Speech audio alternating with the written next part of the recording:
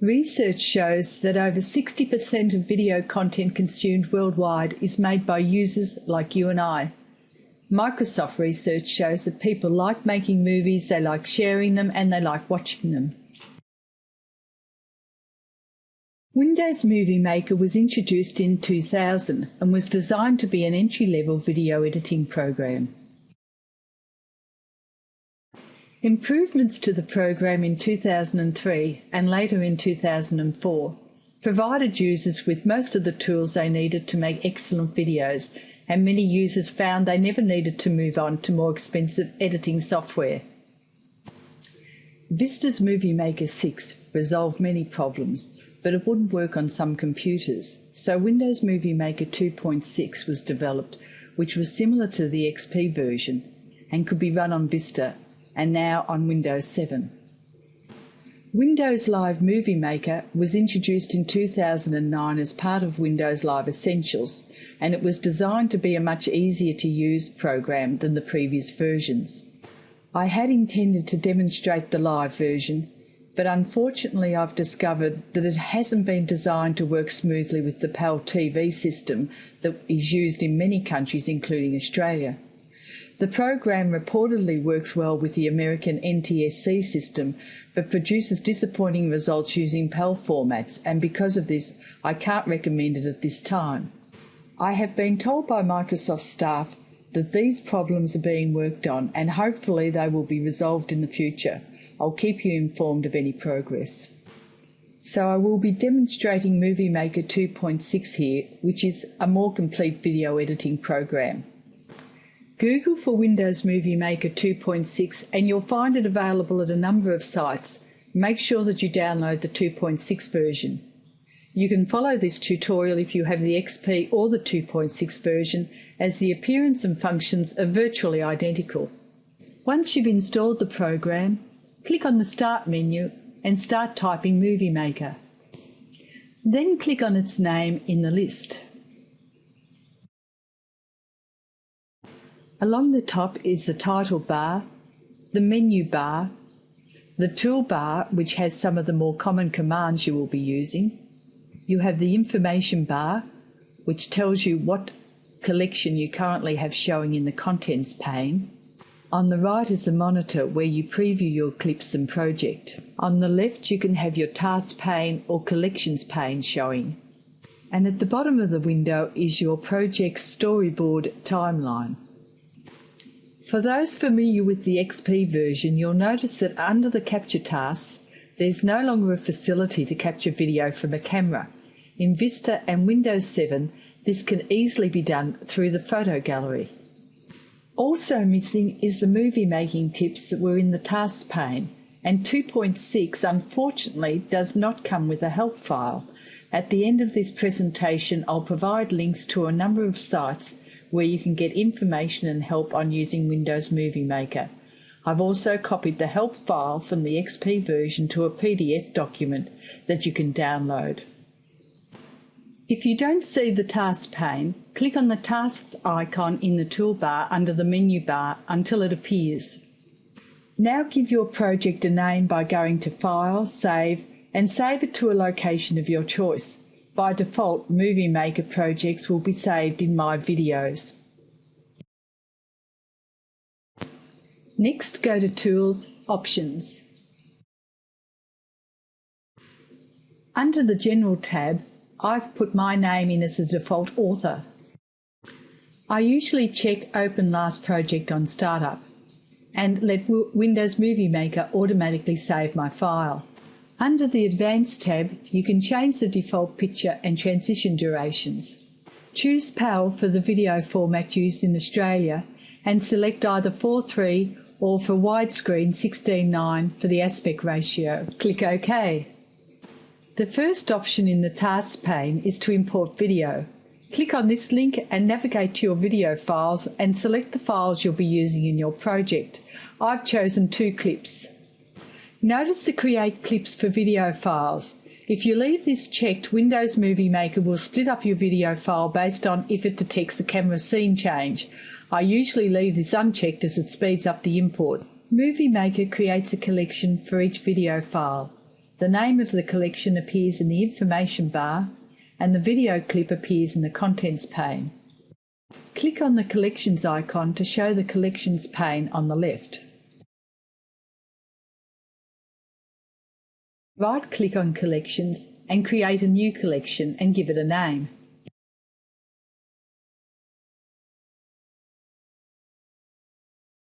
Click on the Botanic Gardens collection, select the clip in the Contents pane and drag it to move it into the new collection. If you hold down the Control key, you can copy the clip. Collections can be organised in your project similar to the way you would organise your folders in Windows Explorer. If you're new to video editing, it can be a little confusing at first. Remember, the collections act like a reference library. Whatever you do here will not affect the original files on your hard drive. A Windows Movie Maker project, unlike a photo editor, only references the source files. It doesn't change them. Open the Tasks pane and click on Import Pictures. Then navigate to the folder that has the photos that you want to use in this project. Holding down the Control key makes it easy to select individual photos.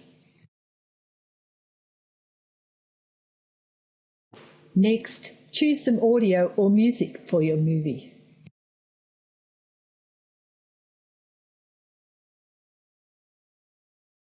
Note that Windows Movie Maker only creates a new collection for each video file.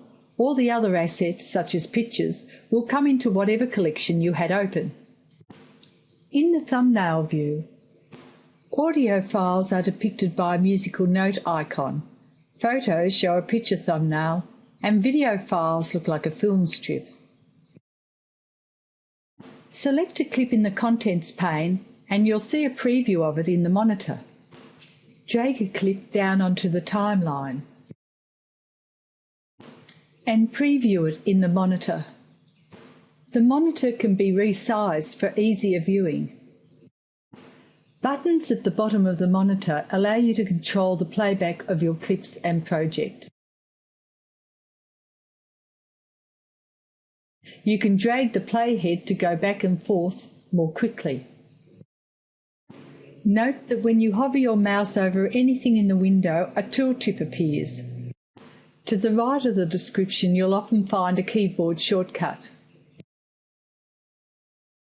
These buttons let you go forward and back one frame at a time.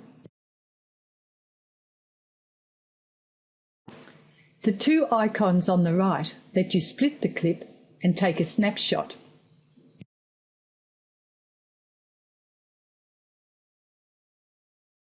Play the clip until you get to the section you want to use and use the previous frame or next frame buttons to find the exact frame you want to start with. Trimming your clips is best done in the timeline view. Go to Clip, Set Start Trim Point. Play the clip until you find the frame where you want the clip to end.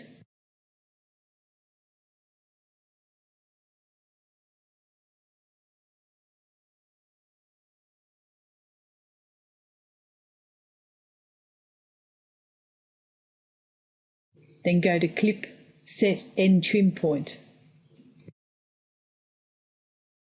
Drag the same clip down onto the timeline and repeat the process to choose another scene. Notice that the clip doesn't actually move from the Contents pane when you drag it. You've just made another reference to the source file on your computer. In the timeline view, you can also click and drag to resize the clip.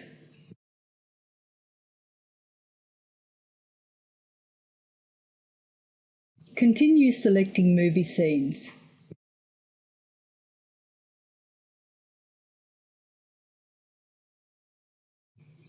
Position the playback indicator anywhere on the timeline and press play to preview from that point onwards. Zoom in and out of the timeline as necessary. And use the scroll bar to help you navigate the timeline.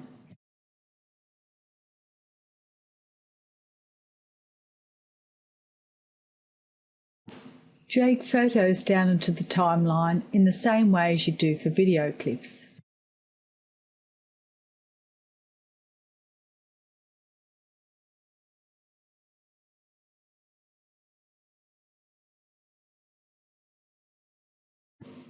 Control-click to select more than one photo to drag down at the one time. To add effects to your clips, click on the View Video Effects in the Task pane and drag an effect onto the clip. You can do this in either view mode, but the storyboard mode is really best for working with video effects.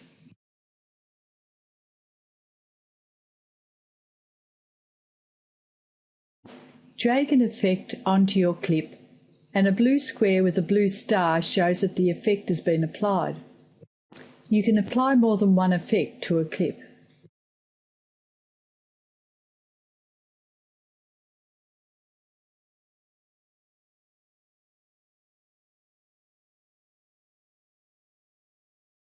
Right-click on this blue icon and select Video Effects. In the Add or Remove Video Effects box, you can add or remove or reorder the effects. Depending on the effects applied, the order they are applied can change the result.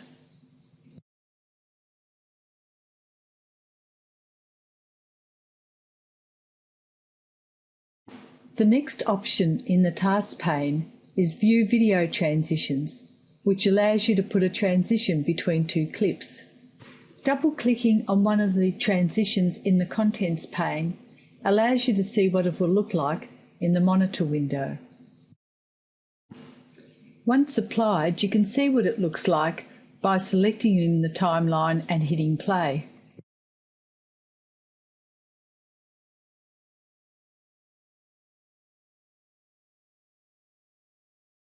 To change the duration of a transition once applied, go to the timeline view, expand the video track if necessary by clicking on the video plus sign, and drag the transition to the left to lengthen it.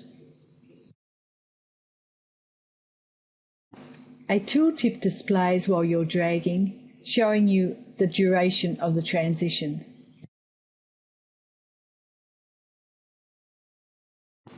You can reorder your clips in either view simply by selecting a clip and dragging it into position.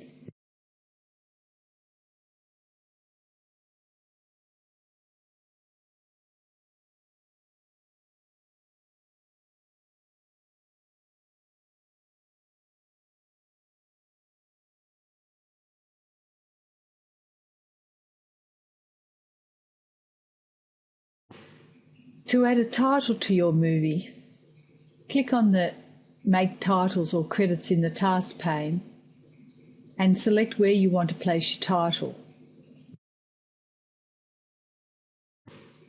Type your text.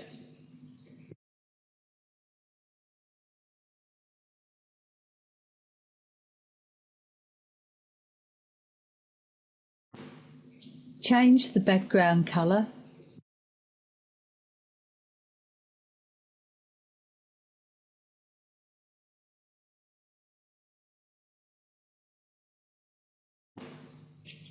The text colour,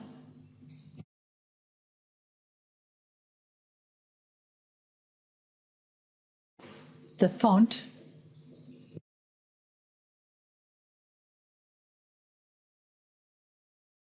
size of the font,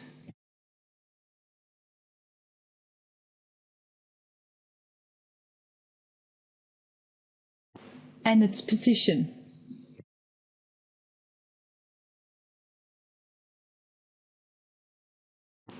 Change the animation for the title, and when the title is the way you want it, click on Done.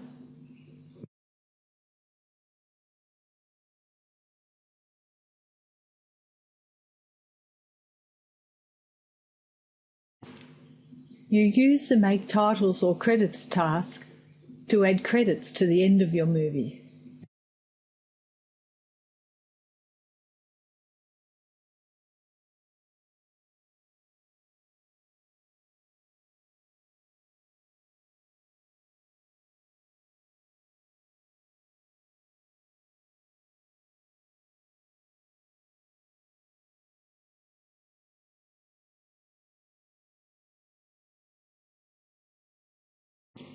To change a title after you've done it, just double-click on it in the timeline and edit it, and then click Done when you've finished.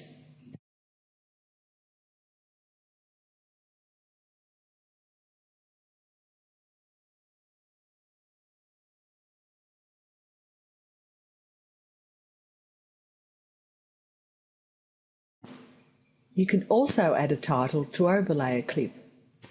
Select the clip in the timeline. Enter your text.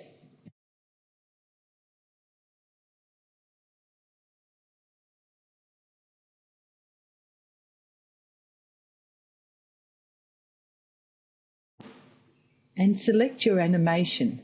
A popular one is spinning newspaper.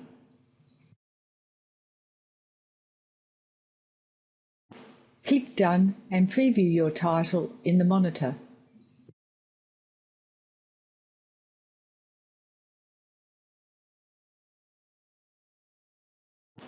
There are two audio tracks in Windows Movie Maker, the track that's linked to your video and an additional track to which you can add audio. You may have to expand the tracks to see the audio linked to your video. Add an audio clip or music clip as you would any other clip. You can only view and work with audio clips in the timeline view. Trim the audio file to fit the length of your movie.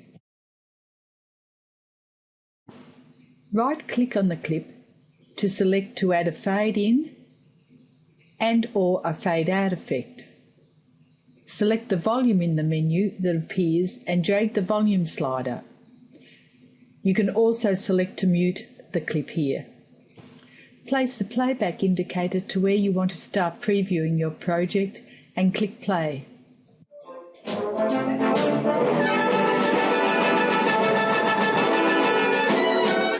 You can also balance the audio between the two audio tracks by clicking the audio levels icon, and dragging the slider to the right lets you hear the music above the video, and to the left you'll hear more of the video audio than the music track. You can add music to the track, or you may want to narrate your video. The playback indicator must be in a position where the audio music track is empty, and you must be in the timeline view. Click on the microphone icon on the timeline to open the Narrate timeline page and show more options.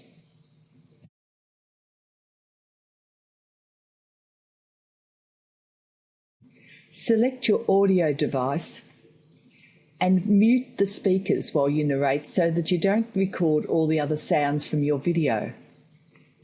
Click Start Narration and start speaking.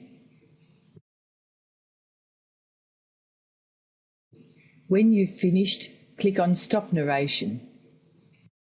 Save your narration to a folder of your choice and give the file a name. You can also cancel the recording if you don't like it. Unmute the speakers if you muted them and preview the narration in the project.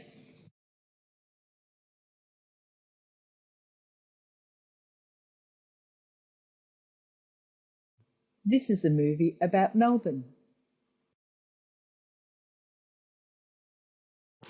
Finally, to create a movie from your project, click on Save to My Computer. Choose a name and a place on your computer to save the movie file. Make sure that you have more choices showing and select Other Settings and select a suitable file format for your movie. Click on Next and your movie will be created. In conclusion, as you can see, this version of Windows Movie Maker is a very competent video editing program and certainly has all the tools you need to get started. Here are some links that you may find useful.